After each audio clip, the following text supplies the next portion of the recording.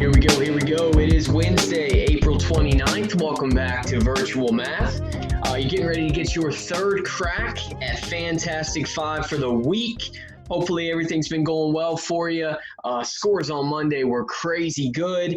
Haven't been able to see the scores from Tuesday yet, so hopefully those were climbing up. But middle of the week, Wednesday, this should be the day where we're really starting to show those fours and fives. So thank you for watching. You're here for a reason. If you have a specific question you're looking for, feel free to fast forward, find whatever you need. If you're sticking around for the whole thing, just trying to get better, I appreciate that too. Before we get started, went local today. Little ECU football jersey here. Again, new jersey every single day until sports come back. That is my promise to you. We're going to go ahead and get started here with number one, bringing it in here for the close-up. Got the hat on because the quarantine hair is not looking great, folks. All right, let's share this screen. Let's get going with number one.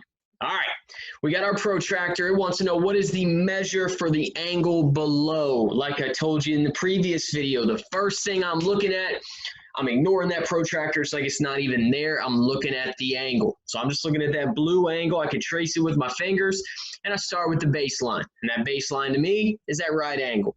I'm looking, is it a right angle? Is it bigger? Is it smaller? This one, it's very clear that this is greater than a right angle, which would make it obtuse. Now I'm just using the information I know about obtuse angles.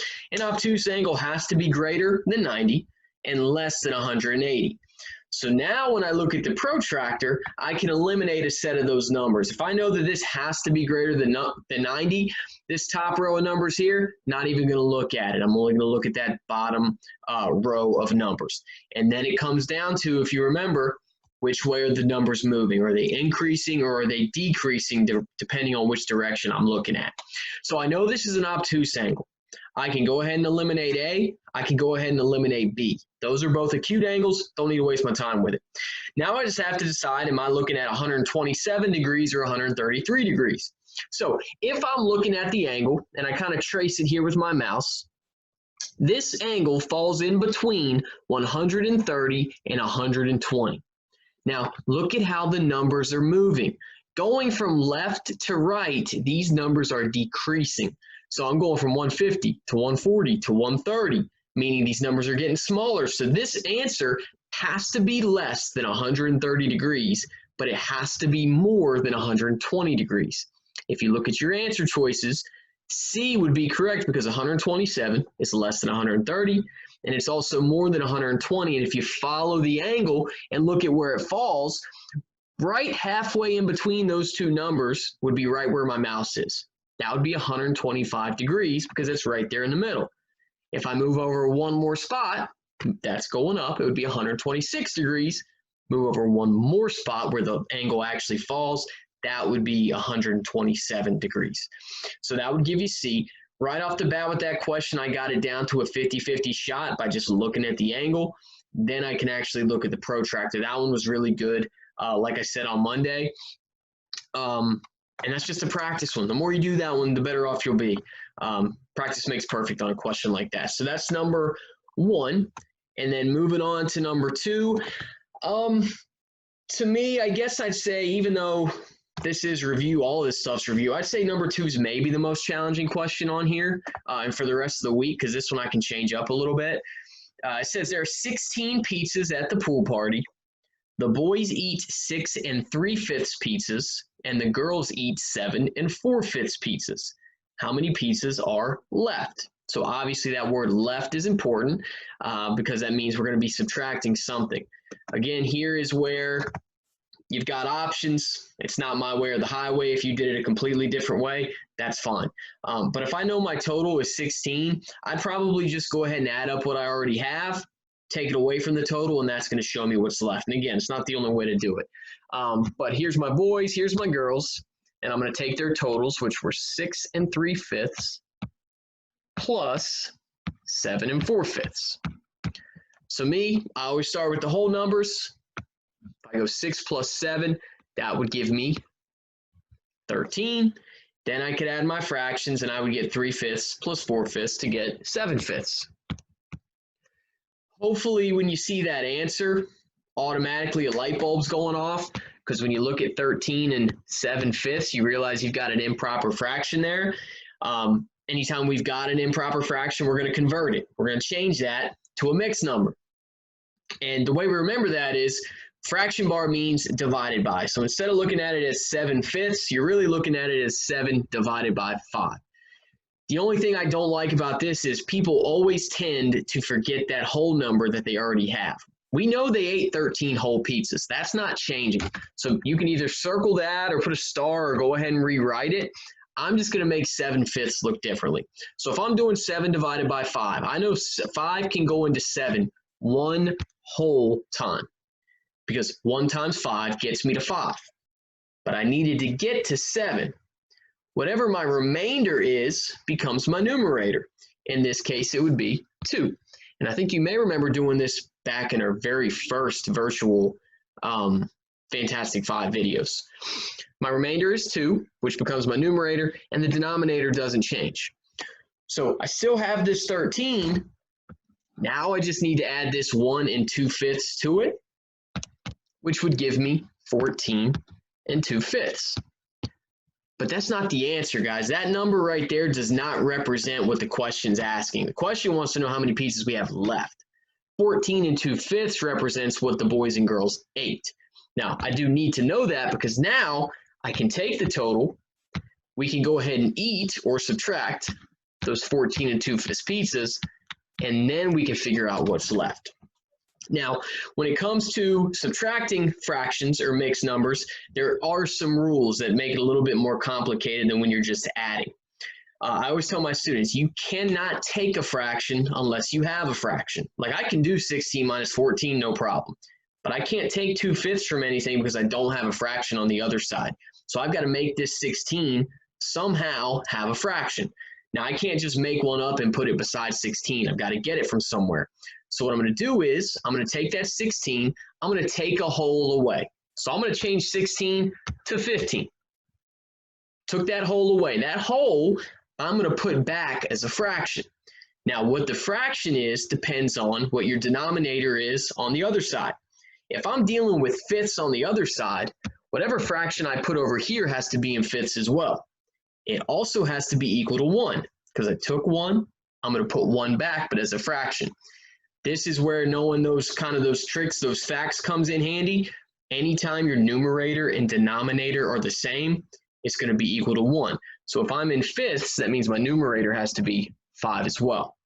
So even though they look completely different, 16 is the exact same thing as 15 5/5. Again, the reason I'm doing that is so I can actually do this subtraction. Now I can eat those 14 2/5 pizzas that the boys and the girls had eaten and figure out what's left. So starting with the whole numbers, 15 minus 14 would give me 1.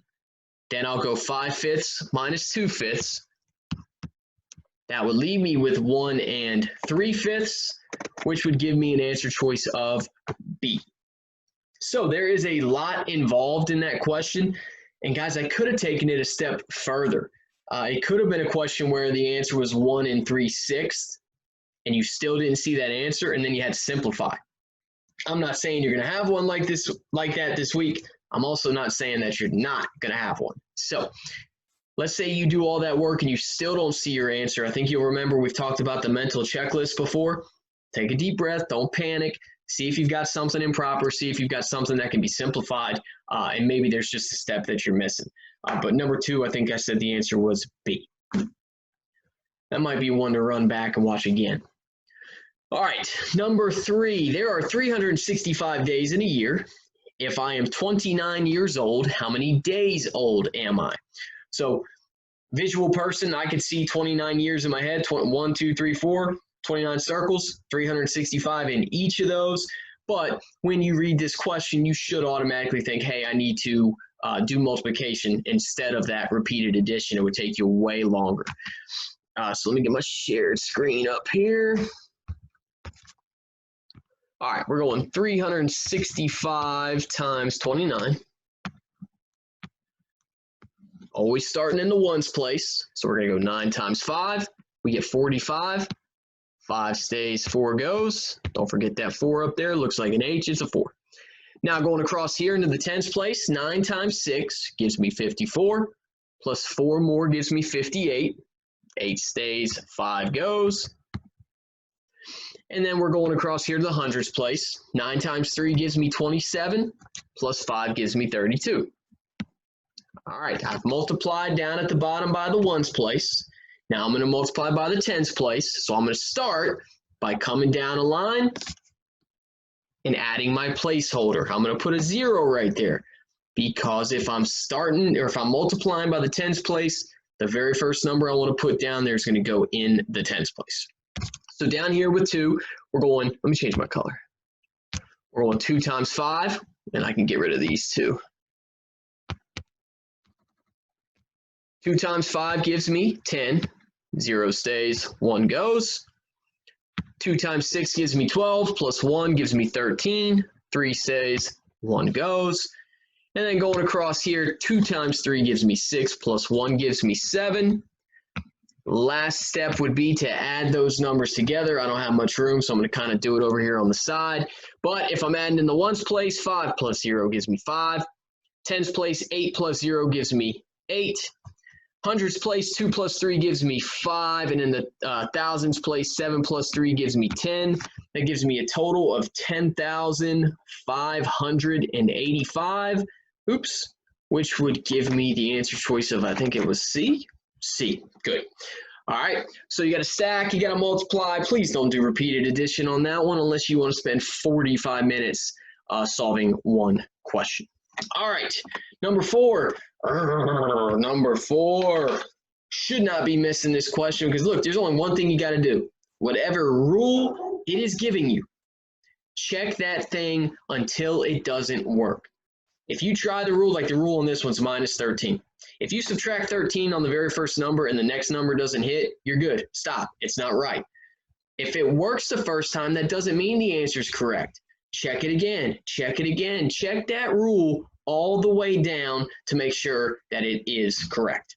So if we're subtracting, the first thing I would obviously look at is make sure that every single one of these has a sequence of numbers that is decreasing.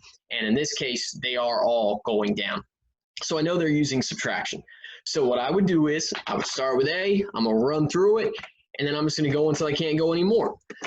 So the first number gave me, or the first answer choice, 127, 114, 111, 101. So here's that example of people getting lazy. If you did 127 minus 13, you're going to get 114. That doesn't mean you stop and choose that as the answer. That means you just keep going. If you did 114 minus 13, you're not going to get 111. Okay, you would get 101, meaning this cannot be the answer. Okay, it does not follow the rule subtract 13 all the way down. So I'd pop the next answer choice up here.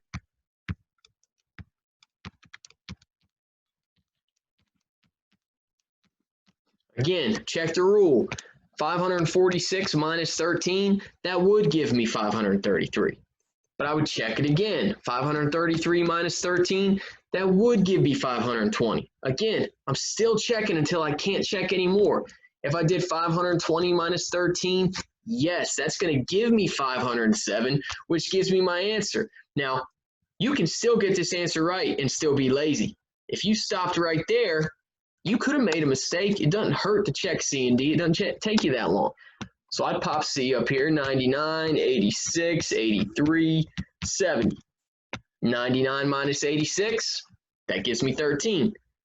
86 minus 13, that's not going to give me 83. That's going to give me 73. So I can go ahead and eliminate C, feel good about that one. And then I got D, 171, 156, 143, 130. This one you can stop right out of the gate because if you subtract 13 from 171, you're not going to get 156. I think that's minus 15 there. So that does not follow the rule either. So even though to some, you may think that number 4 is a lot of work because, I mean, you can subtract certain numbers in your head pretty quickly, but when you're dealing with numbers that are a little bit bigger, and you tend to have to do a little bit of work, people don't like to do those as much as the others. But guys, that's a very easy question. That's one you got to get right if you just put forth a little bit of effort. All right, last but certainly not least, we've got number 5. We just got another addition problem here, fairly big. The only thing I could see somebody doing here is maybe not adding or lining up their place value, because these are not the same length with digits. So hopefully you always make sure you got your ones, your tens, hundreds, all that stuff lined up. And then guys, it's just counting. It's just using your fingers. So starting in the ones place, 3 plus 2 is 5. Boom. 7 plus 4 is 11. 1 stays, 1 goes. Hundreds place, 3 plus 2 is 5. Plus 1 more is 6. Boom. Going to the thousands place, 4 plus 4 is 8. 10,000s place, 2 plus 2 is 4. And then I can just pop that 3 down there at the bottom. That gives me 348,615, which would give me an answer choice of B. And again, like I told you in yesterday's video, I'm going to make these answer choices look very similar. So make sure you are looking at them before you're clicking them. That way you're not making any silly mistakes doing perfect math and then getting the question wrong. All right, so Wednesday's the day, middle of the week, no excuses. We need to be rocking 4s and 5s today, guys. And once you get there, don't move backwards. Keep climbing that Fan 5 mountain. Hopefully you saw something that helped. If not, look, shoot me an email, shoot your teacher an email. That's what we're here for. I know this stuff's kind of hard to do over the computer, but guys, you got to roll with the punches. Nothing we can do about it. This is kind of the situation that we're stuck in. So as always, thank you guys for watching. Have a great rest of your day, and we'll see you tomorrow.